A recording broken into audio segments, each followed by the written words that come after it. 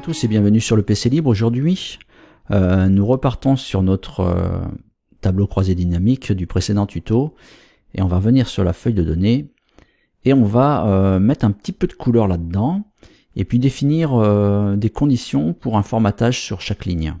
Alors au départ, on va faire un formatage juste sur la colonne ici que je sélectionne en fonction de la valeur. Donc je vais dire si la valeur est inférieure à 1500, je mettrai une couleur orange pour la cellule, et si c'est supérieur ou égal à 1500, eh bien on mettra une couleur verte. Alors comment on fait ça? Eh bien on sélectionne déjà notre colonne, enfin nos valeurs que l'on veut formater.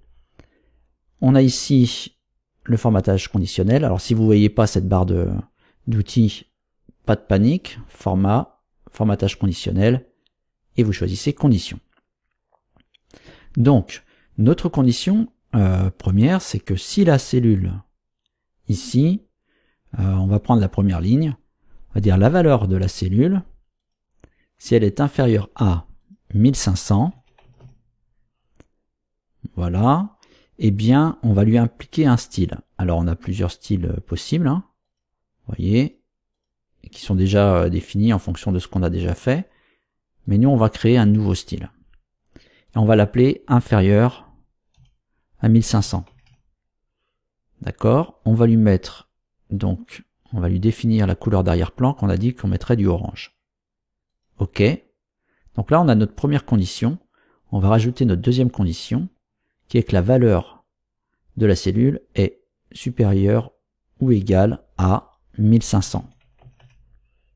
On va lui appliquer un autre style, un nouveau style, qu'on va nommer tout de suite supérieur ou égal à 1500. Et on va donc changer l'arrière-plan pour mettre du vert. OK. Et si je fais OK maintenant, eh bien vous voyez, toutes les valeurs qui sont inférieures à 1500 sont en orange et toutes celles qui sont supérieures ou égales à 1500 sont passées en vert. Donc ça, c'est intéressant, mais on se dit, oui, d'accord, je veux bien, mais moi ce que je voudrais, c'est que ça soit toute ma ligne. Toute ma ligne qui est un formatage en fonction d'une valeur, par exemple de celle-ci. Ça pourrait être de celle-ci ou d'autre chose.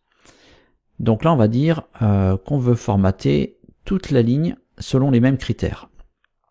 Donc on va choisir tout le tableau, enfin toutes les données du tableau, et on va ajouter donc une condition. Mais là, ce sera plus la valeur de la cellule est, mais la formule est.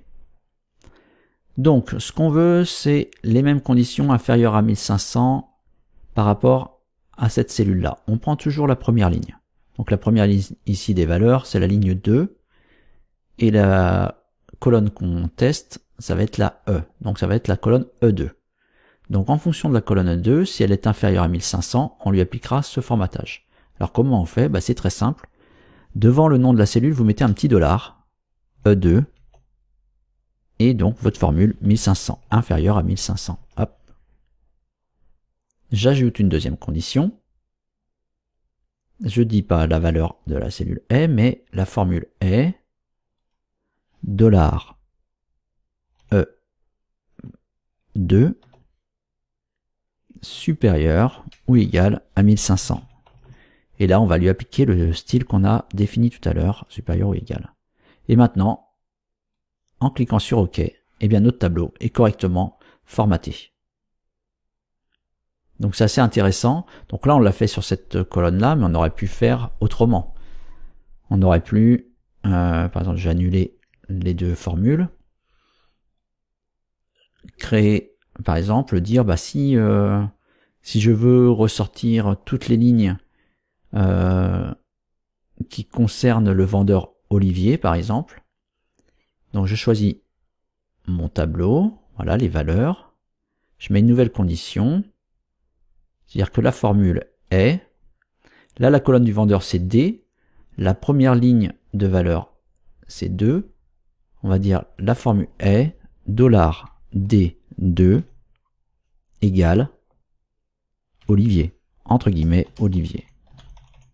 Et je ferme, et là je vais lui appliquer un nouveau style. Donc, je vais créer un nouveau style. Je vais l'appeler Olivier. Et je peux, par exemple, mettre un effet de caractère. Par exemple, la couleur de la police, mettre en bleu. Voilà, on peut faire différents effets. Police, on peut lui mettre en gras, un peu plus gros. OK. Et OK. Et vous voyez, comme ça, on a bien ressorti notre vendeur Olivier de la liste des autres vendeurs. Voilà. Donc un petit peu ce qu'on peut faire avec les mises en forme conditionnelles. Donc j'espère que ce tutoriel vous aura plu. N'hésitez pas à me le faire savoir par les mêmes moyens habituels. Et moi je vous dis à très bientôt pour un nouveau tuto. Bye bye.